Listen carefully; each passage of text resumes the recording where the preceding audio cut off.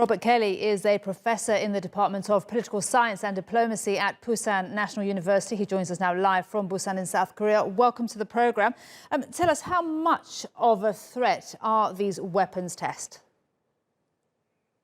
Well, I don't think the North Koreans are going to imminently use them for offensive purposes. I mean, North Korea has had the opportunity to strike South Korea and Japan for decades, and they have not. North Korea has engaged in tactical provocations along the border, but they've never actually sort of ignited a second Korean war. That's really not been a serious concern, I think, since the 70s.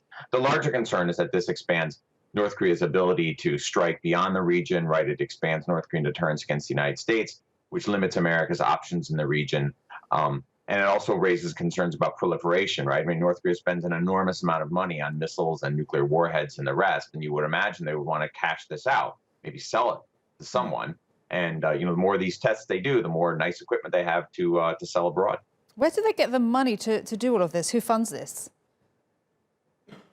They're people at the cost of enormous suffering. North Korea spends somewhere between 20 and 25% of its economy, of its gross domestic product, just on its military. I mean, we don't know, of course, the North Koreans don't tell us this, but that's what a fair amount of the outside analysis suggests. And of course, that's a gargantuan sum of money, right? I mean, that's 5 times the percentage amount of what the United States spends. That's something like, I think, like 10 or 12 times what South Korea spends, again, in sort of proportional to the population. So North Korea is spending an enormous amount of its very small budget on these weapons.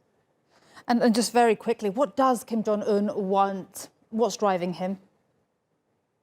Well, I think the weapons are ultimately designed, the missiles that we've been talking about this week, those are designed to keep the Americans out, to prevent a replay of Iraq 2003 against the North Koreans. I think that's pretty obvious. And then the question after that is, now that you spent all this money on these very expensive weapons, would you be willing to trade them for concessions from the South Koreans and the United States? And I think they might, which is why they met Donald Trump a couple of years ago a few times.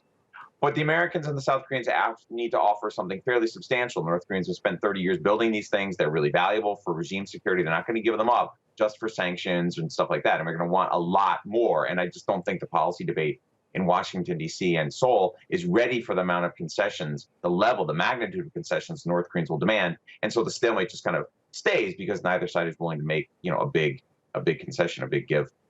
All right. Robert Kelly, thank you so much. Really appreciate your analysis and your time. Thank you.